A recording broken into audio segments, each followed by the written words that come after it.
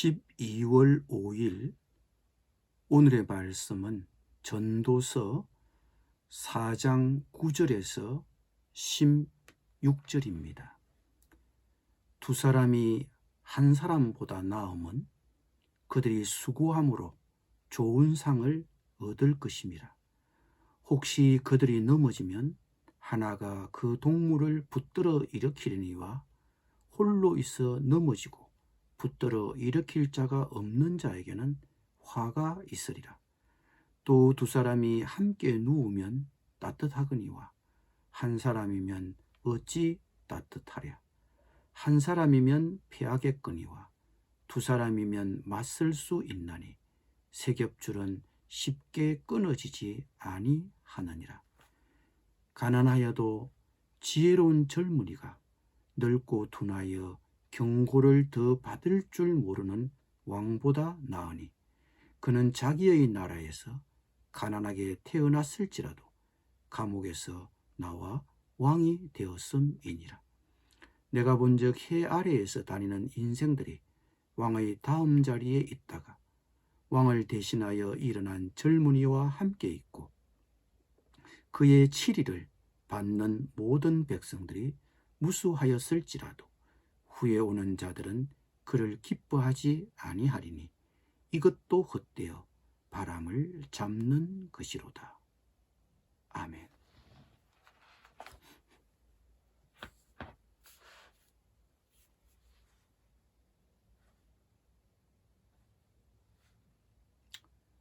우리나라에서 아파트가 많이 보급되고 많은 사람들이 아파트 생활을 하면서 찾아온 위기는 서로 격리된 채 살아간다는 것입니다. 이웃끼리 서로 알려고 하지도 않고 서로 부담을 주기도 싫어합니다. 이웃이 필요하다는 것을 알면서도 외롭게 살아가고 있습니다. 많은 사람들은 고독합니다. 사람이 많이 사는 도시 생활을 하면서도 교제할 만한 사람을 잘 찾지를 못합니다. 특별히 높은 자리에 있는 사람일수록 경쟁하며 실적을 올리려고 하다 보니 더 고독합니다. 그래서 우정이 필요합니다. 그런데 이 우정은 자동적으로 생기는 것이 아닙니다. 우정은 평소에 키워야 합니다. 전도서의 저자는 이 점을 강조합니다. 그는 두 사람이 낫다는 단순한 전제로부터 출발합니다. 하나님은 사람이 독처하는 것이 좋지 못하다고 말씀하셨습니다. 그런데 이것은 단지 결혼 이상의 것에 대해 말하고 있는 것입니다. 우리의 삶에서 친구들이 차지하는 역할은 큽니다. 특히 나이가 들수록 그것을 실감합니다. 전도서의 저자는 혼자 일하지 않는 것이 더 낫다는 것을 알았습니다. 다른 사람들과 함께 짐을 나누어 지는 것이 일을 더 즐겁게 하고 더 번창하게 한다는 간단한 사실을 깨달았습니다. 전도서의 저자는 친구가 유익하고 필요한 세 가지 이유를 들고 있습니다.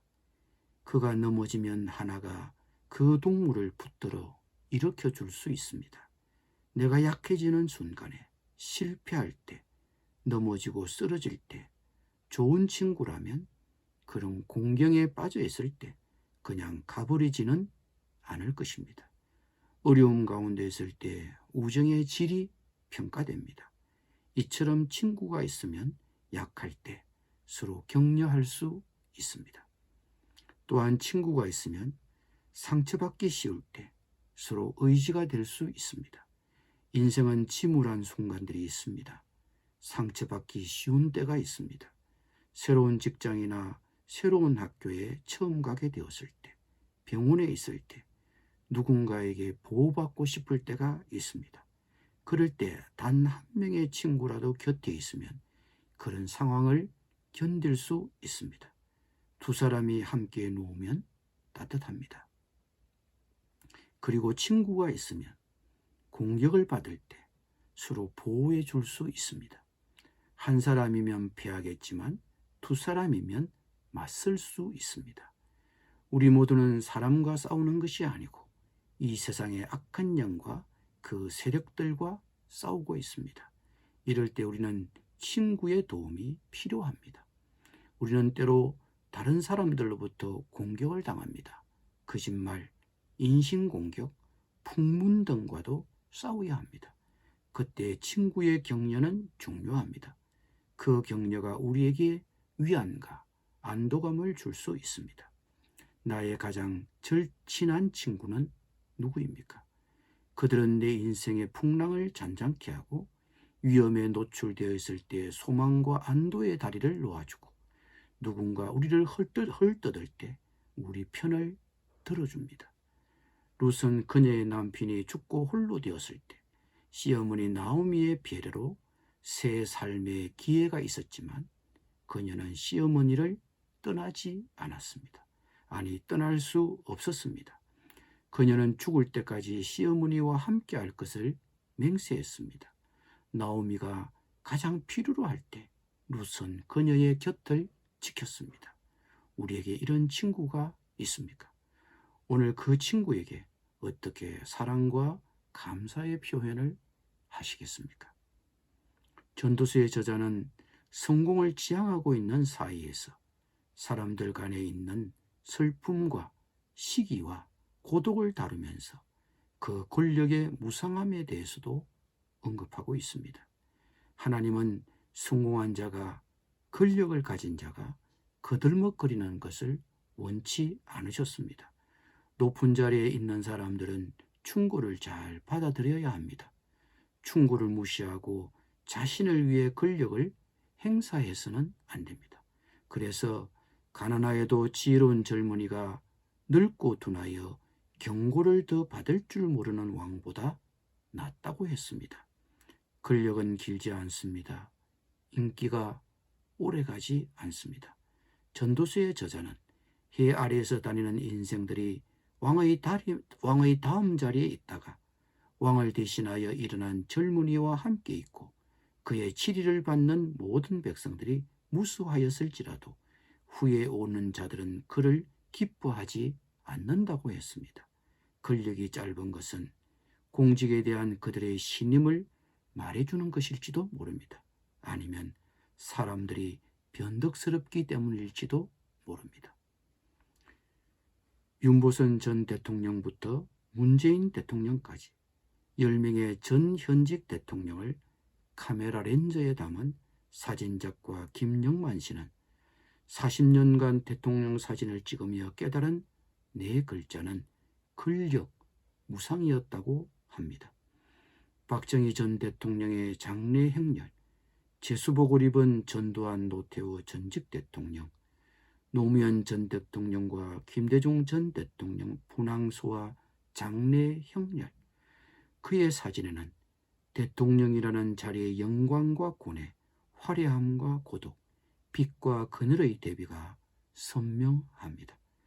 누군가 대통령이 돼 절대 권력을 누리며 5년을 보내지만 퇴임 후에도 존경받으며 일상으로 돌아간 대통령이 아무도 없었던 현실을 그는 안타까워했습니다. 왜 사람들은 그토록 성공하려고 하는지, 왜 그토록 권력을 추구하려고 하는지, 그 목표가 무엇인지 우리 모두 성찰하는 시간이 되었으면 합니다. 특히 권력을 누리는 분들에게 이 전도서의 말씀이 들려지기를 소망하고 기도합니다. 기도드리겠습니다. 주님, 아무리 똑똑하고 잘난 체해도 결코 혼자 살 수 없음을 고백합니다. 친구의 소중함을 알고 그들에게 감사를 표하는 하루가 되게 하여 주옵소서.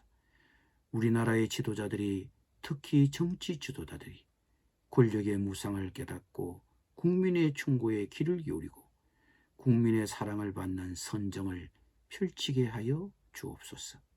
예수님의 이름으로 기도드립니다. 아멘.